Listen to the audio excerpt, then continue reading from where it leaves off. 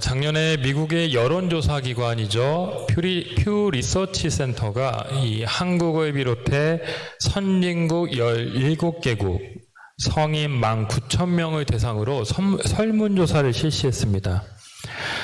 설문 주제는 자신의 삶을 의미 있게 만드는 가치는 무엇인가? 이런 것이었습니다. 내 삶을 의미 있게 만드는 가치는 무엇입니까? 자, 응답자들이 첫째로 꼽은 가치가 무엇인가 하면 1위가 가족이었습니다. 38%가 나왔고요. 이어서 직업이 2위였습니다. 25%. 그 다음 세 번째 가치 있는 것으로 나온 것이 물질적 풍요 19%를 차지했습니다. 자, 가족과 직업 그리고 물질적 풍요 이 세 가지가 그 17개국 사람들이 생각할 때 가장 의미 있는 가치였다. 이렇게 조사가 된 것이죠. 자, 그러면 우리나라의 경우 우리나라의 순위는 어떻게 나왔을까? 이 17개국 조사 대상국 중에 유일하게 물질적 풍요가 1위인 나라가 바로 우리나라였습니다. 대부분의 나라에서는 가족이 1위였는데 한국만 물질적 풍요가 1위였고 건강이 2위, 가족은 3위에 그쳤습니다. 우리 사회가 얼마나 물질 만능주의화 되어 있는가를 잘 보여준 통계라고 할 수 있습니다. 자, 여러분에게 가장 소중하고 가치 있는 것이 있다고 한다면 무엇입니까? 여러분은 지금 무엇을 위해 살아가고 계십니까? 지난 2주에 걸쳐서 우리는 이 사울에게 찾아오신 예수님에 대한 말씀을 살펴봤습니다. 사울이 구원을 받게 된 것은 하나님의 열심 때문이었다라고 했죠. 예수님이 먼저 그 다메섹 도상에 가셔서 사울에게 찾아오시고 그를 만나시면서 그의 삶의 대전환이 이루어지게 되었습니다. 믿음은 내 의나 열심으로 되는 것이 아니라 하나님의 열심으로 주어지는 선물과도 같다라고 했습니다. 자, 사울은 또 예수님이 오셨을 때 수동적인 자세나 소극적인 태도로 있지 않았죠. 예수님께 질문했습니다. 주님, 누구십니까? 이것이 사울의 첫 번째 인생 질문이라고 했습니다. 나를 알기 위해서는 먼저 하나님을 알아야 한다.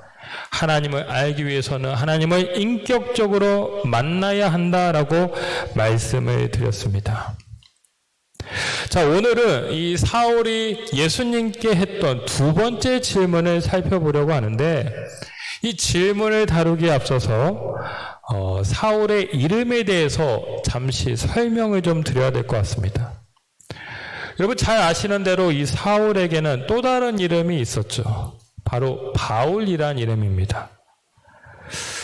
많은 분들이 이 사울이 예수님을 만나고 난 다음에 바울이 되었다 이렇게 생각을 하십니다.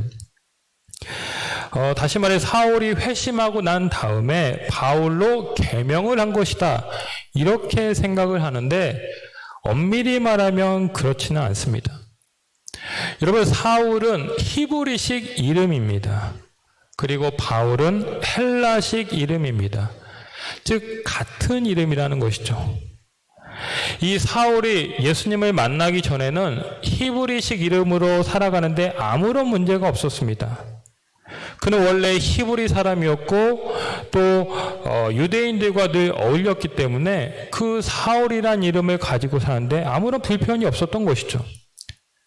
자, 그런데 예수님을 만나고 그가 이방인의 사도가 된 다음부터는 헬라식 이름이 필요했습니다. 당시 세계 공용어가 헬라어였기 때문에 그 헬라어 이름 바울이라는 이름을 사용해서 사역을 좀 더 효과적으로 하고자 했던 것입니다. 실제로 성경을 보면 초반에는 계속 사울이라는 이름이 나오다가 그가 이방 선교에 힘쓰는 13장부터 이방 선교가 시작되는 13장부터는 사울이라는 이름은 나오지 않고 바울 이름만 등장하고 있습니다. 선교의 효과성을 위해서 그렇게 했다라는 것이죠. 여러분, 바울이란 이름의 뜻은 작은, 적은, 또 겸손한 이런 뜻을 가지고 있습니다. 참 은혜스러운 이름이죠. 이 바울이 회심한 이후로 늘 주님 앞에서 겸손하고자 했습니다. 그래서 나는 지극히 작은 자요, 사도 중에 작은 사도, 죄인 중에 괴수, 이런 식으로 자신을 소개하지 않았습니까? 그래서 이 바울이란 이름은 그의 그 겸손한 신앙을 잘 나타내고 있는 이름인 것은 사실입니다. 하지만 엄밀히 말해서 사울은 선교적 필요성에 의해서 그 바울이라는 헬라식 이름을 사용했다라는 것을 여러분들이 기억하시면 좋겠습니다. 자, 오늘도 저는 지난 시간과 마찬가지로 사울이라는 이름을 사용하려고 합니다. 이 말씀의 배경을 보면 사울이 아직 예수님을 만나고 있고 또 본격적으로 사역을 전개하는 그때는 아니기 때문에 사울이란 이름을 이제 사용해서 설교를 하려고 합니다. 여러분들이 참고하시면 좋겠습니다. 자, 예수님이 이제 사울에게 찾아올 때 사울이 주님 누구십니까? 이렇게 묻죠. 자, 이 첫 번째 질문은 나는 누구인가? 나는 어떤 존재로 태어났는가? 이런 근원적이고도 본질적인 물음입니다. 영어로 말하면 being에 해당되는 물음이겠죠. 자, 사울은 또다시 질문합니다. 오늘 10절 말씀 보면 그가 말하죠. 내가 이르되 주님 무엇을 하리이까? 자, 이 두 번째 질문은 doing, 즉 어떻게 살아야 될 것인가, 인생의 사명과 비전에 관한 물음입니다.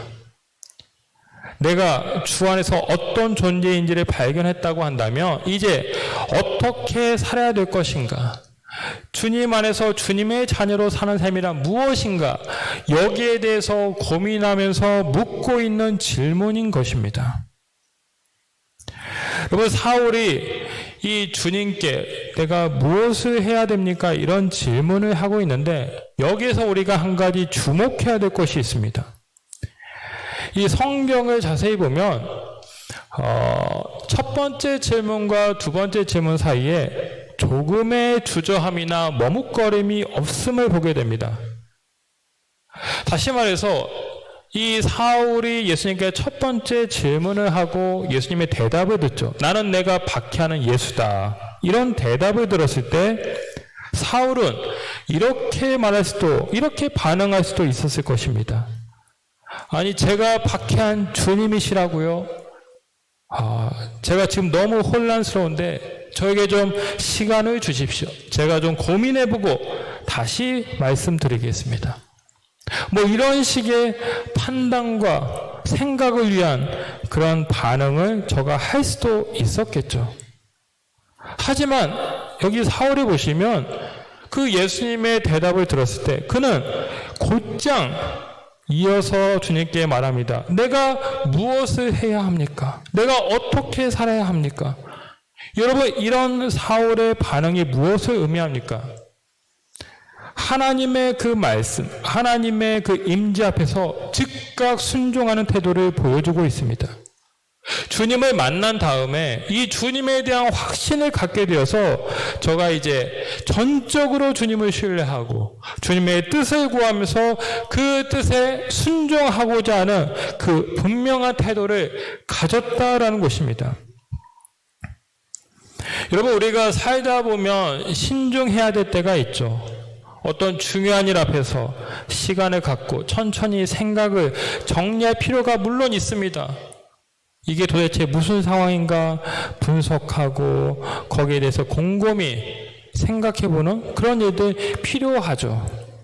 자, 그런데 주님이라는 확신이 우리 가운데 들었다라고 한다면 어떻게 해야 되겠습니까? 더 이상 머뭇거리거나 지체해서는 안 됩니다. 그 즉시 순종해야 됩니다. 왜 그렇습니까? 하나님이시기 때문에 그런 것이죠. 나보다 나를 더 잘 아시는 하나님, 나를 가장 좋은 길로 인도하시는 하나님이신 것을 우리가 확신한다면 우리는 그 즉시 순종해야 된다는 것입니다. 하나님의 뜻이 분명한데도 내가 지체하고 그 순종을 유구한다고 한다면 결국 나만 손해를 보게 되는 것입니다. 내 안에 아무리 여러 가지 생각이 있고 내가 아무리 여러 가지 계획을 가졌다 할지라도 하나님 앞에 선다면, 하나님인 것을 확신하게 된다면 이제 내 생각, 내 것들을 내려놓을 수 있어야 된다는 것입니다. 우리는 하나님을 붙잡아야 됩니다. 그것이 내 삶을 결국 이롭게 하고 내 삶을 형통케 한다라는 것입니다.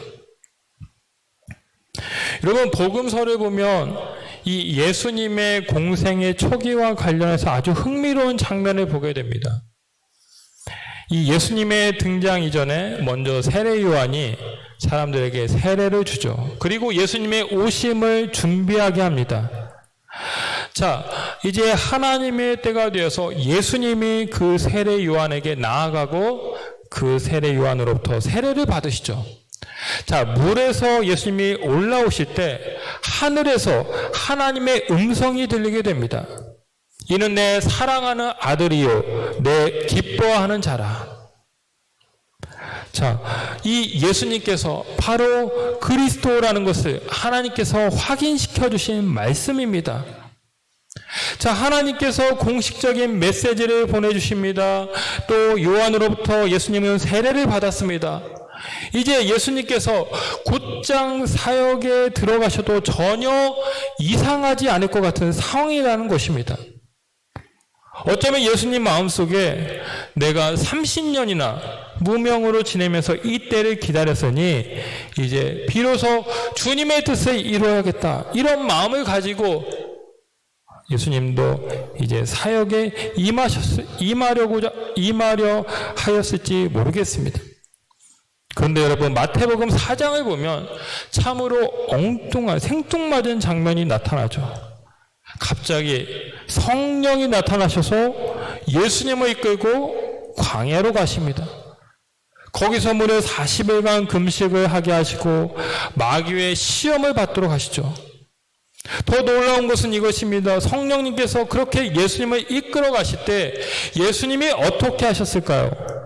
아무 말 없이 그 즉시 순종했습니다. 40일간 밤낮으로 금식하며 줄이셨고 그 사단의 시험을 묵묵히 받아내셨습니다. 여러분, 왜 예수님이 그렇게 하셨습니까? 바로 성령님이 이끄셨기 때문입니다.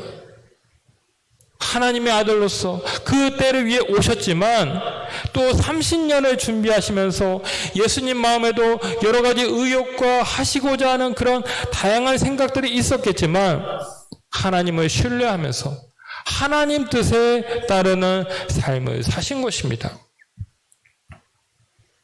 여러분, 이 마귀의 시험은 예수님에게 꼭 필요한 것이었습니다. 돌을 떡덩이가 되게 하라, 거룩한 성전 꼭대기에 올라가 뛰어내려 보라, 또 천하 만국을 보여주며 내게 경배하라, 그러면 이 모든 것을 내게 주리라. 예수님은 이 모든 시험을 다 물리치시고 이겨내셨기에 비로소 공생애를 하면서 그 여러 가지 어려움과 사단의 유혹을 이겨낼 수 있었던 것입니다. 마침내 십자가에 오르며 하나님의 그 사명을 감당할 수 있었던 것입니다. 예수님의 시험은 우리에게도 필요한 것이었습니다.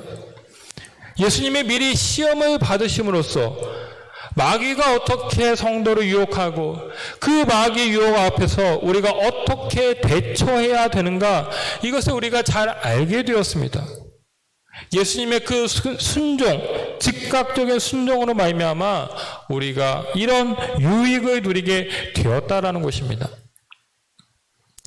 사랑하는 성도 여러분, 하나님이 말씀하실 때, 하나님이 역사하실 때 즉시 순종하고 계십니까? 성경의 사람들은 모두 즉시 순종한 자들이었습니다. 아브라함도 하나님의 음성을 들었을 때 자기 고향과 아비와 친척집을 다 버리고 그 가나안 땅을 향해 나아갔습니다. 예수님의 제자들도 내 제자가 되라는 그 부르심 앞에서 즉시 순종했습니다. 그들이 갖고 있던 모든 패와 그물과 아버지까지 다 버려두고 예수님을 따랐다라는 것이죠. 주님이 지금 나에게 말씀하시는 것이 확실하다면 우리는 즉시 순종해야 합니다. 성령이 지금 내 삶을 이끌고 계신다는 것을 확신한다면 즉시 주님께 순종해야 됩니다. 순종의 그 시간이, 순종까지의 그 시간이 짧아질수록 우리는 더 길게, 더 많이 주님의 인도와 돌보심을 받게 될 것입니다. 우리가 주님의 뜻을 이루기 위해서 필요한 것은 즉시, 즉각적인 순종입니다. 자, 바울이 두 번째로 주님, 무엇을 내가 해야 됩니까? 이렇게 질문하자 예수님이 뭐라고 대답하십니까? 다메섹으로 돌아가라. 거기 가면 내가 해야 될 모든 것을 거기서 누가 이루게 될 것이다 말씀합니다. 여기 사울이 만나게 될 사람이 누구입니까? 바로 아나니아이죠. 실제로 하나님은 아나니아에게도 나타나셔서 그 사울을 만나고 그에게 해야 될 일을 분부하라 이런 명령을 주십니다. 그래서 결국 사울과 아나니아 두 사람이 만나게 되는데 특별히 이 사울이 아나니아를 만나게 되는 그 과정에 주목을 해봅니다. 여러분, 지금 사울의 상황이 어떻습니까? 그는 그 하늘에서 임한 큰 빛으로 말미암아 앞을 보지 못하고 있었습니다. 스스로 움직일 수 없는 상황이었다라는 것이죠. 결국 같이 갔던 일행들의 손에 도움을 받아서 그가 다메섹에 들어가게 됩니다. 그리고 사도행전 9장에 따르면 거기서 3일간 기도를 하면서 아나니아를 기다리게 되고 마침내 아나니아가 안수할 때 저의 눈에 그 비늘 같은 것이 벗겨지면서 이 사울이 보게 되었다 말씀하고 있습니다. 여러분, 이것이 무엇을 말하고 있습니까? 사울의 낮아짐을 보여주고 있습니다. 하나님의 거역할 수 없는 그 힘 앞에서 사울이 낮아진 것입니다. 여러분, 이전의 사울을 떠올려 보면 그는 참으로 높은 곳에 있었고 기고만장한 사람이었습니다. 8일 만에 할례를 받은 이스라엘 족속이었죠. 베냐민 지파로 히브리인 중에 히브리인이었습니다. 율법으로는 바리새인이었고 율법과 의로 흠이 없는 자였습니다. 어디 그뿐입니까? 최고의 학벌 가말리엘 문화에서 공부한 지식인이었습니다. 당대 최고의 강대국 로마 시민권까지 갖고 있어서 그야말로 남부러울 게 없는 자, 힘과 권력 모든 것을 다 쥐고 있던 자가 사울이었습니다. 그런데 여러분, 지금 사울이 어떻게 되었습니까? 자기 힘으로는 아무것도 할 수 없는 무능력한 자가 되었습니다. 저 높은 꼭대기에 있다가 인생의 가장 밑바닥으로 곤두박질 친 모습인 것입니다. 여러분, 우리가 인생을 살아갈 때 꼭 거쳐야 될 과정이 있습니다. 우리가 하나님이 원하시고 하나님이 뜻하시는 인생을 살아가기 위해서는 반드시 통과해야 될 단계가 있습니다. 그것이 무엇입니까? 낮아짐의 단계라는 것입니다. 내 한계를 깨닫고 주님에 대해서 절대 신뢰하는 그 마음이 우리 가운데 있어야 됩니다. 주님, 나는 죽었습니다. 나는 아무것도 할 수 없습니다. 오직 주님만이 나의 주인이십니다. 나의 생명이십니다. 이렇게 고백할 수 있는 그 과정에 이를 때 우리가 비로소 연단을 받고 하나님께 쓰임받는 귀한 그릇이 된다라는 것입니다.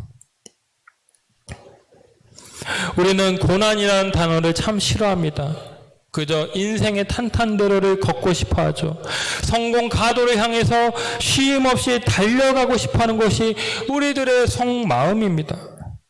그러나 여러분, 하나님이 우리를 쓰시고자 할 때 하나님은 소위 꽃길로만, 평탄한 길로만 우리를 인도하시지 않습니다. 오히려 가시밭길, 좁은 길, 광야 같은 길로 우리를 이끄시고 그 길을 통과하게 하십니다. 왜 그렇습니까? 인생의 가장 낮은 밑바닥까지 내려가야 내가 얼마나 연약하고 부질없고 무능력한 존재인가를 비로소 깨닫게 된다는 것입니다. 내 유한성과 내 불완전성을 비로소 직시하면서 하나님을 바라보게 되고 하나님을 의지할 때에 그래서 하나님이 빚으시는 인생으로 거듭나게 된다라는 것입니다. 여러분, C.S. 루이스라는 영성학자가 고통의 문제라는 그의 책에서 이런 말을 했습니다. 하나님은 우리의 즐거움 속에서 속삭이시고 양심을 통해 말씀하시지만 고통 가운데서 외치십니다. 고통은 귀먹은 세상을 깨우시는 하나님의 메가폰입니다. 여러분, 하나님은 살아계셔서 언제나 끊임없이 우리에게 말씀하시는 분이시죠. 때로는 내가 즐거움 가운데 있을 때도 말씀하십니다. 때로는 내 양심으로도 말씀하시고 하나님의 뜻을 드러내시죠. 자, 그런데 문제는 무엇입니까? 하나님께서는 분명히 말씀하시는데 우리가 그것을 쉽게 잊고 그것을 듣지 않고 그냥 지나친다라는 것입니다. 내 삶이 형통하고 잘 나갈 때는 그 즐거움에 빠져 있다 보니까 그 하나님의 음성이 마치 속삭이는 것처럼 거의 들리지 않습니다. 양심을 통해서도 일깨우시지만 애써 무시하고 외면할 때가 많습니다. 결국 우리가 하나님을 잊고 계속 잘못된 길로 걸어갈 때 하나님이 쓰시는 최후의 수단이 무엇이냐면 바로 고통이라는 것입니다. 고통이 올 때 우리는 비로소 걸음을 멈추고 내 자신을 직면하게 되죠. 무관심했던 내 삶을 성찰하게 됩니다. 하나님이 고통이라는 수단을 주시는 이유가 바로 여기에 있는 것입니다. 나의 잘못된 삶을 직시하고 하나님 음성에 귀 기울이도록 하기 위해서 음성을 고통 가운데 주신다라는 것입니다. 그래서 이 고통은 세상을 깨우는 하나님의 메가폰이 된다라는 것이죠. 사랑하는 성도 여러분, 우리가 살다 보면 고난의 터널을 통과할 수 있습니다. 그런데 그 고난은 나를 괴롭게 하고 나를 힘들게 하려는 그런 인생의 독소가 결코 아닙니다. 오히려 하나님을 더욱 의지하고 하나님의 사명을 감당하도록 하는 보약과도 같은 것입니다. 여러분, 지금 어떤 낮아짐 가운데 계십니까? 만약 그렇다고 한다면 그것은 하나님이 나를 쓰시기 위해서 일하시는 과정 중에 있다는 것을 믿으시기 바랍니다.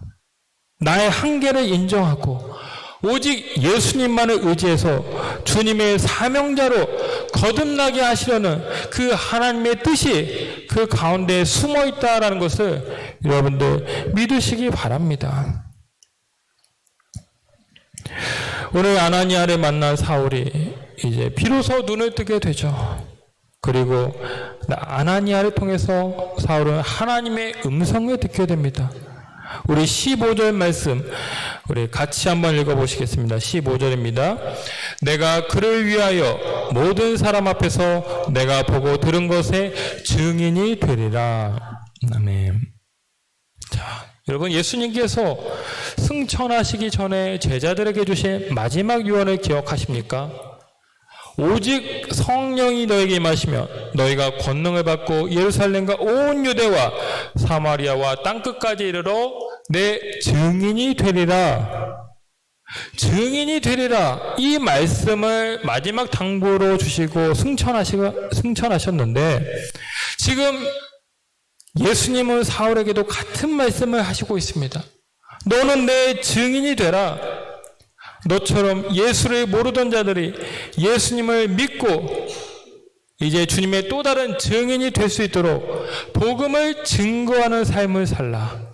선교적 삶을 살라. 이것이 내가 해야 될 일이다라고 말씀한 것입니다. 여러분, 우리 교회에는 3가지 비전이 있습니다. 부임을 앞두고 또 부임하면서 기도를 한 것이 있습니다. 주님, 어떤 교회를 세우길 원하시는지요? 교회에 대한 기도를 할 때 하나님께서 저에게 주신 마음은 이것이었습니다.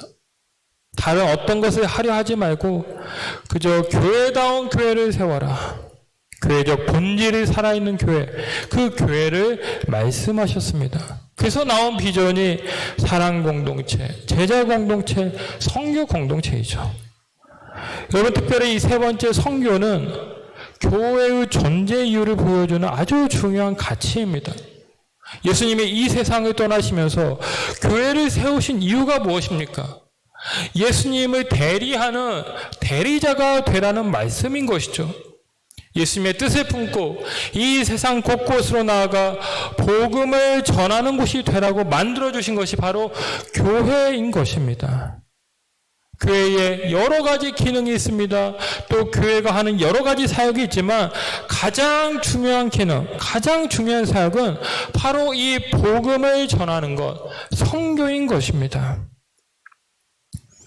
여러분, 예수님은 교회의 머리가 되시고 이 교회는 그리스도의 몸이죠. 그리고 성도는 그리스도의 몸을 이루는 지체입니다. 자, 하나님께서 여러 지체를 두시고 교회를 이루게 하시는데 특별히 지체들마다 다양한 은사를 주십니다. 로마서 12장에 보면 예언, 섬기는 일, 가르치는 일, 권면과 구제와 다스림, 긍휼, 이런 은사가 소개되고 있습니다. 또 고린도전서 12장에 보면 어떤 이에게는 지혜의 말씀, 또 지식의 말씀, 믿음을 주시고 병 고치는 은사, 영들 분별함, 방언, 통역, 이런 은사를 주신다 말씀하고 있습니다. 그 외에도 에베소서를 보면 하나님이 사도와 선지자와 복음 전하는 자, 목사, 교사로 부르신다 말씀하고 있습니다. 여러분, 이 모든 은사를 다 더하면 중복된 것을 제거했을 때 대략 20가지 이상의 많은 은사가 있습니다. 여러분, 하나님께서 왜 이렇게 다양한 은사를 주시는 것입니까? 이유는 하나입니다. 그 은사로 교회를 세우고 그 은사로 주님의 복음을 전하라는 것입니다. 모든 성도님들이 전임 사역자가 될 수는 없죠. 목회적인 은사가 있고 또 목회자로의 부르심을 받아야지만 이 전임 사역자의 길을 갈 수가 있을 것입니다. 자, 그러나 내 은사가 무엇이 되었든지 간에 우리는 그 은사로 주님을 전할 수 있습니다. 가르침의 은사가 있으면 가르치는 것으로, 또 운동의 은사가 있으면 그 운동을 통해서도 하나님의 복음을 전할 수가 있습니다. 섬김의 은사는 섬김의 은사대로 주님을 전하는 삶을 살 수 있습니다. 중요한 것은 우리가 주님이 주신 은사를 가지고 주님의 증인이 되어야 한다. 성교적 삶을 살아야 한다라는 것입니다. 이것이 하나님께서 사울을 부르신 이유이고 오늘 우리에게 동일하게 주시는 말씀이라는 것입니다. 다음 주에 이제 또 자세히 광고하겠지만 이제 우리 교회가 내년 1월 라오스 선교를 다녀오려고 준비하고 있습니다. 여러분, 그동안 하나님께서 우리 신촌교회에 주신 축복이 참으로 크죠. 93년이란 긴 세월 동안 흔들림 없이 복음을 전하게 하셨습니다. 이 지역사회를 품고 하나님의 사랑을 흘려보내게 하셨습니다. 수많은 영혼들이 우리 교회에서 하나님을 예배했습니다. 기도했습니다. 하나님의 축복을 경험했습니다. 놀라운 일이죠. 자, 이제 교회 100주년을 향해 가는 이때에 주님, 우리가 무엇을 해야 됩니까? 라고 기도한다면 주님이 뭐라고 말씀하시겠습니까? 내 증인이 되라. 사역의 지경을 넓혀서 예루살렘, 사마리아 땅끝까지 이르러 내 증인이 되어라. 이런 말씀을 하시지 않을까요? 증인된 삶, 성기적 삶을 기대하신다라는 것입니다. 우리가 꿈꾸고 함께 소망해야 돼, 세워나가야 될 교회의 비전인 것입니다. 사랑하는 성도 여러분, 인간은 살면서 3번의 생일을 갖는다라고 합니다. 첫 번째는 육의 생일이죠. 내가 이 땅에 태어난 날, 그것이 나의 첫 번째 생일입니다. 두 번째, 영의 생일이 있습니다. 우리가 예수님을 믿고 거듭나 하나님의 자녀가 되는 때이죠. 사울이 다메섹 도상에서 예수님을 만났을 때 저는 다시 태어났습니다. 두 번째 생일을 갖게 된 것이죠. 세 번째 생일도 있습니다. 바로 사명을 갖게 된 날입니다. 주님을 만나서 주님의 자녀가 되었다면 이제 우리에게 필요한 것은 사명의 발견입니다. 하나님이 주신 그 사명, 내게 주시는 그 비전을 가지고 살 때 우리 인생은 이전과는 전혀 다른 삶이 되는 것입니다. 내 육신과 안위를 쫓는 삶이 아니라 하나님의 영광과 하나님 나라를 위한 삶을 살게 됩니다. 진정으로 가치 있고 의미 있는 삶으로 변화가 되는 것입니다. 사울은 이 두 번째 질문을 통해서 또다시 새롭게 태어난 것입니다. 여러분, 지금 무엇을 하며 살고 계십니까? 여러분의 사명은 무엇입니까?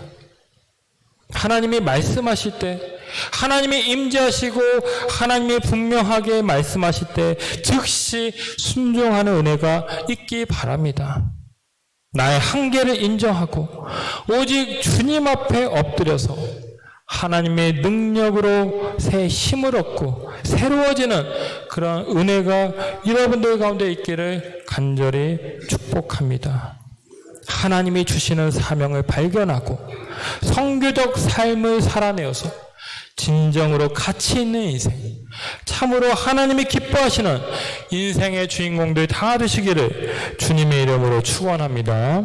기도하겠습니다. 하나님 아버지, 오늘 사울이 주님께 두 번째로 질문한 그 질문이 오늘 나의 질문이 되고 내 평생에 하나님께 묻는 질문이 되길 원합니다. 주여, 우리가 이 땅에서 살아갈 때 하나님의 자녀로 부름을 받았사온데 마땅히 하나님이 기뻐하시고 하나님이 원하시는 그 일을 감당하면서 아버지 하나님, 이 땅에서 진정 풍요롭고 의미 있고 가치 있는 삶을 살 수 있도록 축복하여 주옵소서. 너는 내 증인이 되라고 말씀하셨고 그 말씀 앞에 사울은 즉시 순종하여 저가 참으로 복음의 전도자로 아버지 귀하게 쓰임받았음을 깨닫습니다. 주여, 우리도 이 땅에서 어떤 모양으로든지 간에 하나님이 주신 그 은사로서 복음의 증인이 되고 선교적 삶을 살아내는 귀한 삶을 살 수 있도록, 그런 교회가 될 수 있도록 주님 함께하여 주시옵소서. 감사를 드리며 예수님의 이름으로 기도하옵나이다. 아멘.